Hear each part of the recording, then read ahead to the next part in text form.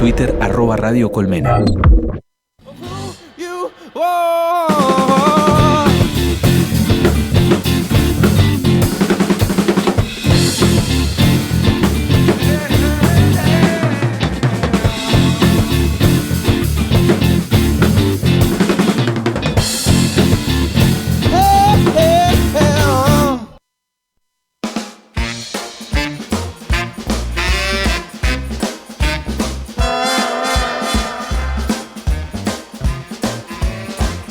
Volvemos en Who You Are y ahora en segundo vamos a estar hablando con Martín Becerra. Te tiramos un par de datos para quien no lo conoce. Es doctor en Ciencias de la Información por la Universidad Autónoma de Barcelona, licenciado en Ciencias de la Comunicación por la Universidad Nacional de Buenos Aires, investigador independiente del CONICET, profesor titular de concurso en la Universidad Nacional de Quilmes en la UBA.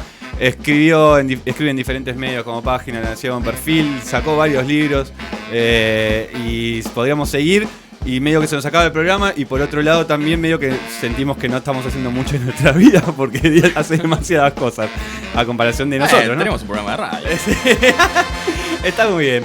Pero vamos a hablar con él acerca principalmente de los medios, que el tema que nos trae. Y lo que decía Silvio al principio del programa, el año pasado con Ferberkovich, con Esteban Magnani, hablamos muchísimo acerca de la convergencia de los nuevos medios de comunicación, acerca de las nuevas redes, y nos interesa saber su opinión. Es que en realidad estamos como en una etapa medio de transición en ciertas definiciones, ciertas regulaciones, y está interesante poder charlarlo con Martín para ver por dónde va ahora. Y creo que lo tenemos en línea. Hola, Martín. Hola, ¿qué tal? ¿Cómo están? ¿Cómo están? Buen día. Buen día, buenas tardes. Buen día. ¿Cómo estás? Estábamos hablando acerca de las nuevas plataformas, de los nuevos medios. El año pasado estuvimos hablando con Esteban Magnani y Ferberkovich acerca de esto, y es un tema que nos interesa. Y hace muy poquito habías hablado que el mercado de la convergencia es el horizonte de intereses cruzado entre Telefónica y cable operadores, mientras sufren un poco los embates de los servicios online. ¿Es ahí donde está la nueva puja real a futuro? ¿Cómo ves estas nuevas plataformas o estos nuevos servicios online que a veces quedan medio fuera de las regulaciones? Bueno, sí, digamos, hay servicios, contenidos y plataformas que usan las redes de conexión a internet, sean redes fijas o móviles, y que obviamente extraen renta por esos servicios y por ese uso de aplicaciones. Esa renta es uno de los motivos de la discordia que hay entre los operadores de redes, por ejemplo las telefónicas o los cableoperadores o los proveedores de servicios de conexión a internet, por un lado, y nuevos jugadores de este ecosistema digital, que son los que brindan estos servicios que en algunos casos ya son muy masivos, ¿no? Como por supuesto es el caso de Facebook o de YouTube, pero también más recientemente de Netflix, por ejemplo, y de otras plataformas de video, de streaming, digamos, ofrecen servicios que son novedosos, que desde mi punto de vista en algunos casos mejoran las prestaciones de los antiguos operadores de televisión en este caso. Tal cual, porque tienen hasta los servicios en general, los nuevos servicios están más adaptados a esta era, digamos, lo que las nuevas generaciones creo que están mudando de la televisión clásica a contenidos multimedia, online, que poder verlos cuando quieran.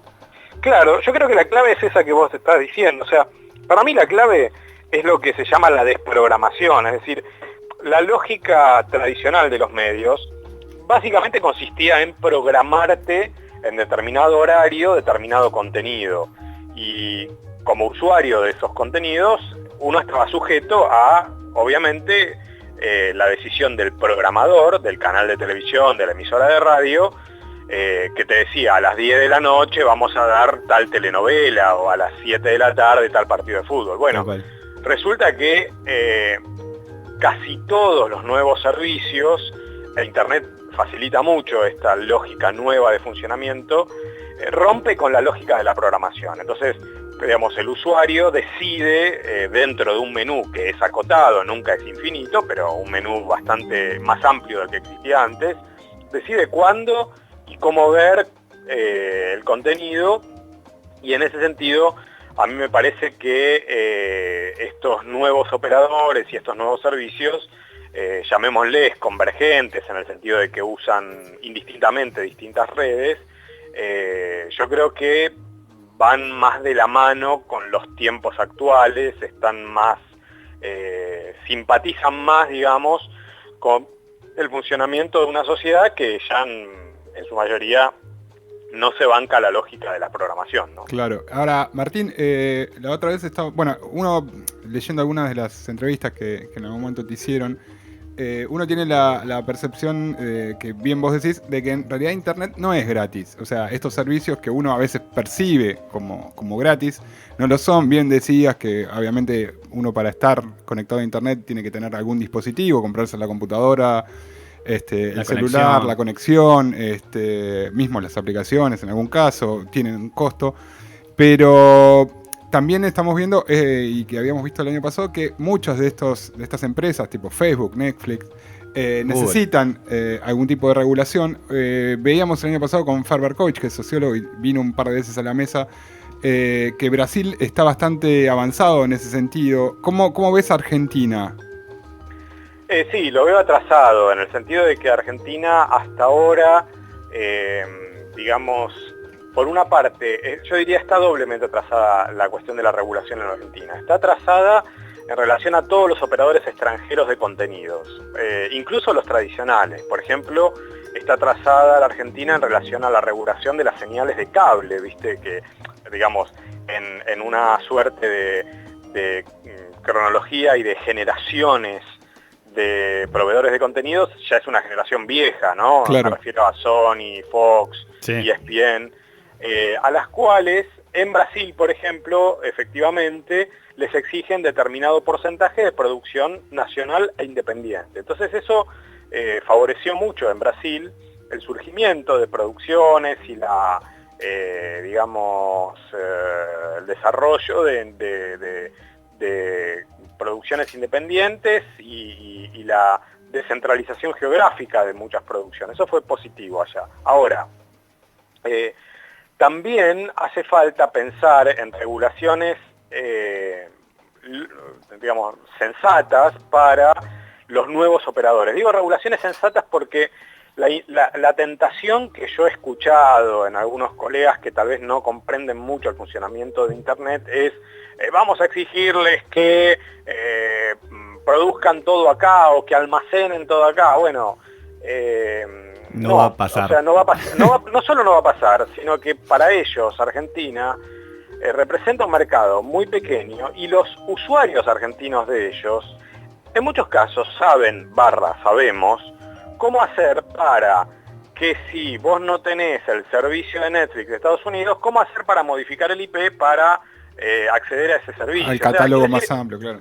Claro, ¿viste? Es como, digamos, por momentos hay tentación de regular con una lógica del siglo XX cosas que se le escapan como agua entre las manos, ¿no? A los presuntos reguladores. Ahora, distinto es el caso de pensar en regulaciones, por ejemplo, tributarias. Decir, bueno, mirá, el mercado argentino tuyo representa tanto y es lógico que tributes. Y bueno, eso es una negociación con estos actores y con algunos de los cuales yo creo que se puede, digamos, otros países lo han ensayado, lo están trabajando y esa es una vía lógica. Otra es la que yo les decía recién, digamos, plantear determinados porcentajes de producción local o de producción independiente. En un país y en un mercado como la Argentina, que tiene una fértil actividad industrial, digamos, Sí. de producción audiovisual, cinematográfica, puede ser incluso un buen negocio para esos actores. Pero todo esto requiere de políticas públicas que hasta ahora yo no he visto. Y además, lo que antes decía, lo difícil que es también poder, supongo, regularlo con la actualización o el movimiento que tiene este tipo de plataformas. Totalmente. Ahora, además también son, viste, actores muy distintos, porque uno dice, bueno, la literatura le llama a todos ellos OTT, over the top, que significa básicamente que son servicios que corren por internet, ¿no? Sí. Ahora, ahí tenemos un conjunto hiper heterogéneo de servicios donde cabe desde WhatsApp Netflix o Uber, esta plataforma de transporte al sistema de taxi, transporte, ¿no? claro. Quiero decir, y son actores de naturaleza distinta, que hacen cosas diferentes, todos van por internet, ciertamente, y todos afectan a actores tradicionales, ciertamente, y todos facilitan cierta mejora en la comodidad final del delivery, de la distribución de los productos, eso es verdad.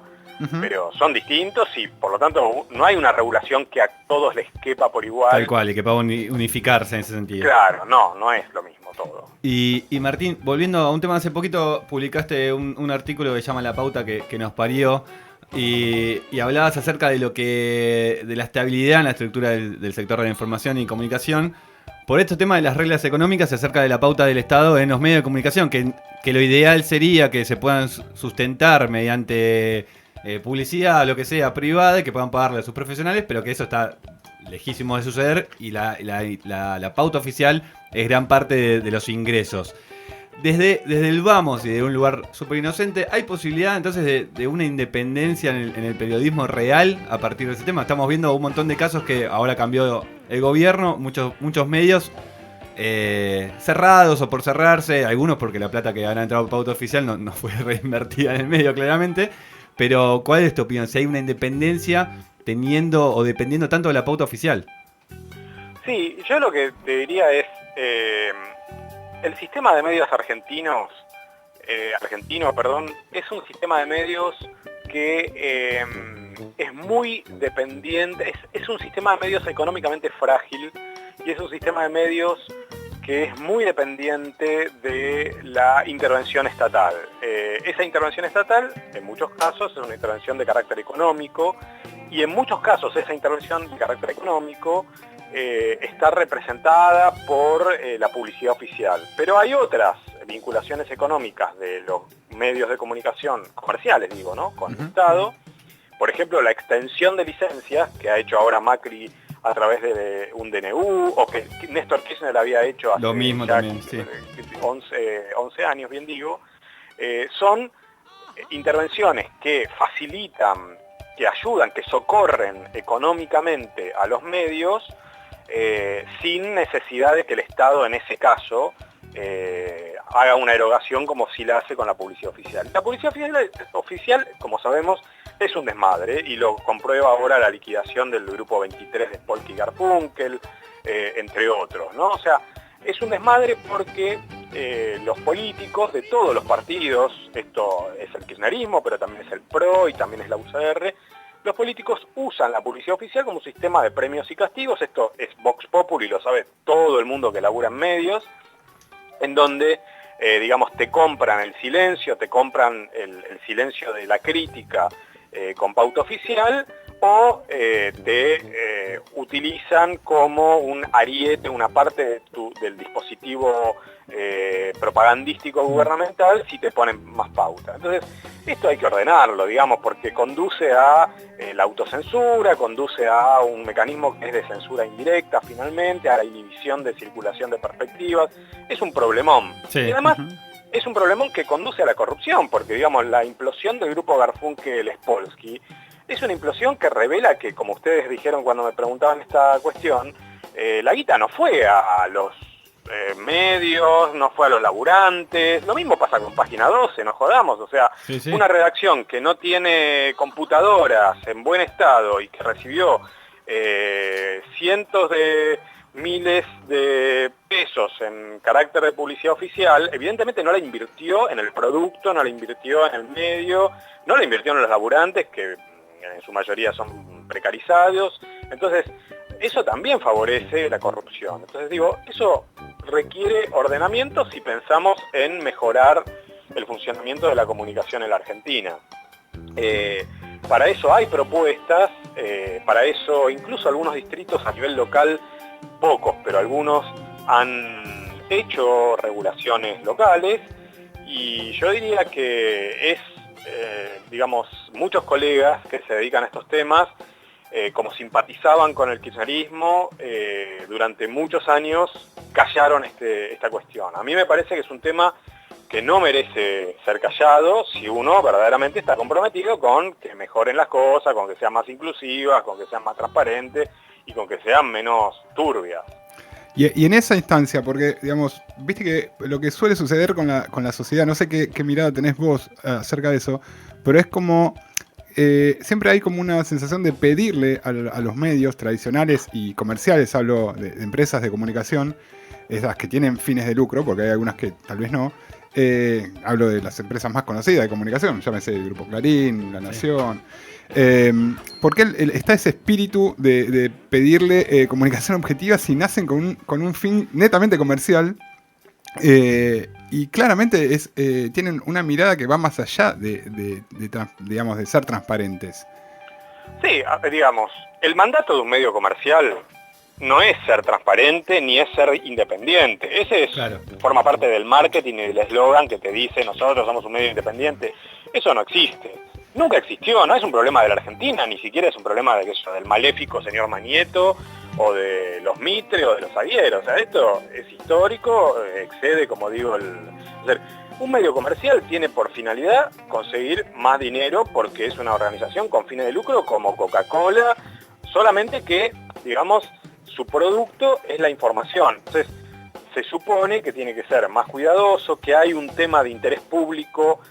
Bueno, también las empresas de alimentación tienen un tema de interés público en el sentido de la salud pública, pero digamos, en este caso, bueno, la información efectivamente puede causar alarma, puede, como ha sucedido en el pasado, esto no es zaraza, digamos, esto es empiria, efectivamente puede ocultar o puede alimentar, digamos, cierto odio, resentimiento, bueno, todo eso lo tenemos estudiado, etcétera. El problema, insisto, para mí no hay que pedirle peras al olmo, o sea, no hay que pedirle a los medios comerciales que sean independientes, plurales y diversos. No es la finalidad de un medio comercial estimular la diversidad.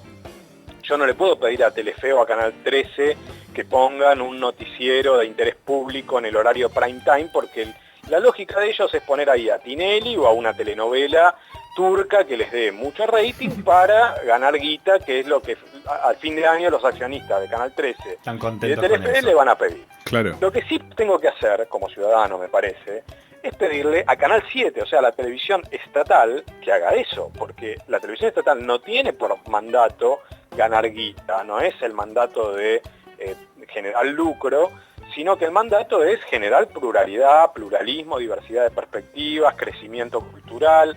Eso sí lo tiene que hacer la televisión estatal sin, por ello, resignar la disputa por la audiencia, pero es un equilibrio obviamente difícil que en otros países se ha logrado, en la Argentina nunca, porque si bien es cierto que en la Argentina los medios estatales no estuvieron, excepto en el nefasto periodo que gestionó Sofovich, el Canal 7 a principios de los años 90, digamos, pero no tuvieron como finalidad ganar plata, sí, digamos, reemplazaron el mandato de ganar plata por el mandato de ganar clientes políticos, ya no clientes económicos. Y siempre fueron y son gubernamentales. Ese es un problemón porque reduce el equilibrio y la diversidad de perspectivas. La función de los medios comerciales es, sin lesionar el interés público, digamos, siendo respetuosos de criterios básicos de convivencia, es entretener. La función de los medios del Estado debería ser informar, proveer diversidad y proveer pluralismo. Eso hasta ahora no lo hemos logrado. Clarísimo, Martín. Y ahora una pregunta, como profesor universitario en estos años, ¿cómo es la evolución de los alumnos? Digo, ¿notás cambios generacionales en esta interacción con vos? Sí, pero siempre que a un profe le preguntan esto, en el examen o en la evaluación tiene que estar también presente que uno sufre cambios generacionales en el sentido de que uno también envejece. Yo doy clase desde hace más de 25 años en la universidad pública, por suerte, es algo que me apasiona. Y yo me siento cada día más cómodo, a pesar de que la diferencia etaria con los chicos que ahora empiezan licenciaturas o que están promediándola, cada vez es, por supuesto, mayor, porque yo ya soy viejo. Ajá. Y en digamos, esta dinámica de los tiempos de plataformas que van a otra velocidad, digo, ¿cómo es ese intercambio? Mira, yo diría que cada vez mejor. Habría que preguntarle a los alumnos, digamos, pero yo me siento fantástico, en parte porque tengo hijos adolescentes, digamos, que están más cerca a nivel etario de mis alumnos que yo de cualquiera de ellos. Claro. Y entonces tengo ya en casa un entrenamiento y una gimnasia digamos, alta con ellos. Pero por una parte me parece que hay lo que veo, yo doy clase en varias universidades y vivo dando charlas en otras donde no doy clase, lo que veo es a veces cierta idealización del conocimiento técnico que tienen los veinteañeros, digamos, entre 20 y 25 que hacen licenciatura, suponiendo que como son nativos digitales, como suele decirse, están cancheros con todo. Y no es así. Digamos, a veces están cancheros en YouTube, o sea, en el manejo de alguna plataforma, pero en otros casos tienen dificultades para, hacer un Excel, digamos, para hacer cruce ¿no? Quiero decir... Sí, o tal vez más acotados a nivel visión, ¿no? Digo. Sí, puede ser, claro, o sea, no todos son muy cancheros en esto, incluso ayudantes de cátedra o de grupos de investigación muy jóvenes que en algunos casos tienen que hacer, obviamente, un entrenamiento en el manejo de tecnologías. Y por otro lado, lo que uno observa sí es, digamos, que no es responsabilidad de los pibes solamente, es responsabilidad del sistema educativo, de la sociedad, de la familia, todo lo que más o menos conocemos, es que, digamos, el entrenamiento en lectura en profundidad durante mucho tiempo, o sea, leerte un texto de 40 páginas que requiere un tiempo de concentración y de dedicación, obviamente, es algo que cuesta, ¿no? Que a ver, siempre costó, pero más probablemente la lógica de las tecnologías y el vértigo que tiene uno al estar con 500 pestañitas abiertas y atento a miles de cosas, pero finalmente no del todo a una de ellas, a veces conspira contra la lógica del aprendizaje que requiere mayor concentración, obvio. Claro, sí, hay una mirada un poquito más superficial en el día a día que se traslada, supongo, a la hora de sentarse y a tratar de entender o comprender un texto. Sí, pero tal cual. Ahora, tampoco, quiero generalizar porque así como había alumnos excelentes hace 25 años cuando empecé a dar clase, sigue habiendo alumnos excelentes. Claro. Y hay curiosos y hay quienes no son curiosos, que son más apáticos, eso es la vida. Esa dinámica se mantiene. Sí. Primero que nada agradecerte por atendernos y te quiero hacer una pregunta más que tiene que ver, estamos en un momento bastante movido con el tema de los medios, sobre todo de un cambio de gobierno a otro.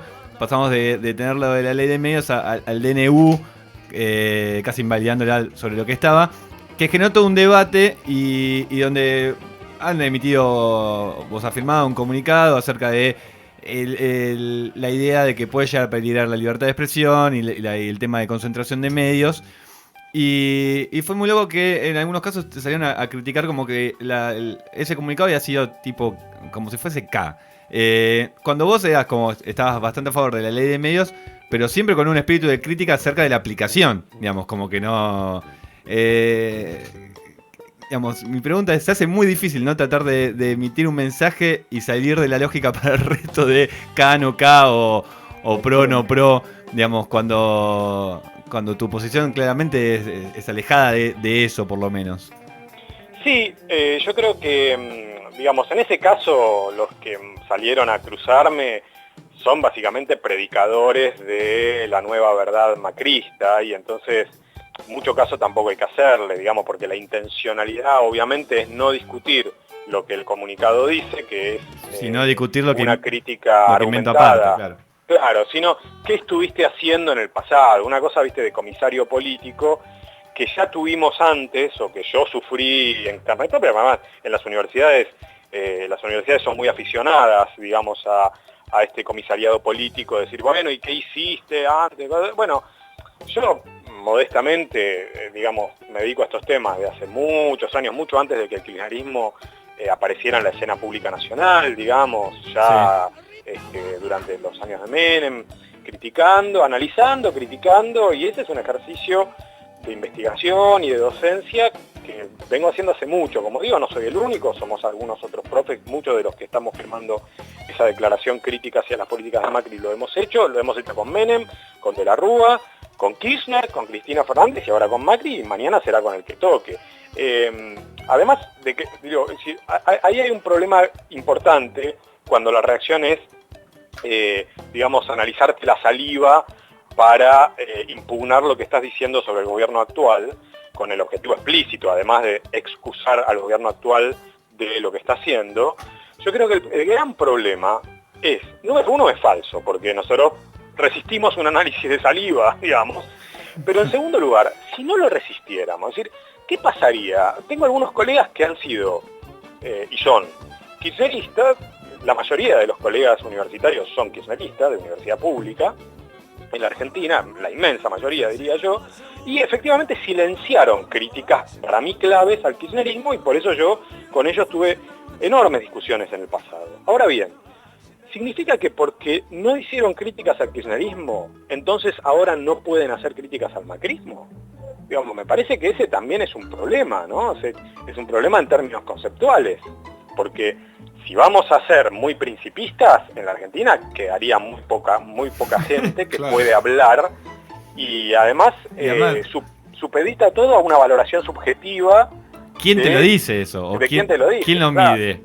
Sí. Bueno, yo creo que ahí, digo, es un tema, no es nuevo, o sea, la lógica, viste, de discusión pública en ese sentido, se llama falacia ad hominem, ¿no? O sea, tratar de criticar no lo que estás diciendo, porque no pueden criticarlo, sino poniendo bajo sospecha tus intenciones al decir lo que estás diciendo. Y vamos a ver mucho de esto. O sea, ya, repito, para mí no es nuevo, yo estoy curtido en esta historia porque hasta diciembre de 2015 eran otros los que me decían más o menos lo mismo. Claro, ¿no? Pero por suerte, bueno, hay documentos públicos, en algunos casos grupales, en otros libros enteros míos, que documentan efectivamente que hice críticas al kirchnerismo y que hice críticas antes. Tal cual, tal cual. Te dije que era la última, pero te voy a agregar una más. Te prometo que esta sí es la última. Porque hace poquito comentabas acerca de Fintech, que es la nueva controlante de Telecom. Y es también accionista minoritaria de Cablevisión. Y desde un lugar como muy también inocente son medios que quizás no son hegemónicos, pero son dominantes. Ahora, están interrelacionados todos entre sí. ¿Qué chance hay que eso se pueda regular realmente cuando está todo tan cruzado, tan interrelacionado? Sí, las chances son bajas, esa es la verdad, digamos. Por eso cuesta tanto hacerlo, ¿no? Porque cuando el Estado regula a favor del interés de los principales grupos, como es el caso del decreto de Macri ahora, el 267, el decreto de necesidad de urgencia, cuando regula a favor de ellos, diría que la efectividad, la productividad de esa regulación es alta, o sea, es una regulación a la que se le da bolilla y tiene después concreciones, ¿no? Ahora, cuando la regulación, buena o mala, cuestiona parte de la actividad de estos grandes grupos, la productividad de esa regulación tiende a ser muy baja, como sucedió con la Ley de Servicios de Comunicación Audiovisual, ¿no? Tal cual. Es decir, ahí te interviene desde la resistencia del propio grupo, el Poder Judicial y por supuesto el derecho a defensa que tienen, eso no lo pongo en duda, las contradicciones del propio gobierno que elabora la regulación, bueno, la lógica del mercado, digamos, que muchas veces va desacoplada de la intención del regulador, como creo que sucedió en parte en el caso de la ley. O sea, me parece que esa es una enseñanza que por lo menos yo saco, un saldo que saco de los años pasados y presentes, y que me obligan a pensar que la regulación, o sea, que la importancia de la regulación efectivamente existe, es importante, pero la regulación no lo es todo. O sea, lograr, que cuesta mucho, que un Congreso sancione una ley es algo muy importante, pero no eso definitivo. no te cambia la realidad, claro. Tal cual. Y si eso pasa es que estamos bastante complicados. No es muy optimista. No, bueno, a ver, yo creo que pero es real, está bien. no, es realista, digamos, Sí, en el sí, sentido sí. de que para cambiar las cosas se necesita, por supuesto, una ley, pero se necesita además mayor coherencia de la que se ha exhibido Tal cual. en los años pasados, un espacio, me parece a mí, de reflexión, de crítica y de acción articulado entre distintas fuerzas sociales y políticas, que no sucedió porque el kirchnerismo se digamos, adjudicó y se fue aislando y fue muy sectario en sus políticas. Bueno, cosas a revisar si uno quiere efectivamente mejorar lo que existe, ¿no? Tal cual. Martín, muchísimas gracias por esta comunicación. Ojalá durante el año podamos volver a charlar porque podremos estar muchísimo más tiempo. Así que nada, muchísimas gracias, Martín. Gracias. Dale, muchas gracias a ustedes. Hasta luego. Pasó la entrevista a Martín Becerra y vamos a ir a un tema. Este sería el segundo tema que decimos como emergente. Vamos a estar escuchando otras cosas. La banda se llama Julián, el tema se llama Estreno y Despido. Y después viene Lea y regala cosas mientras nos pasa música.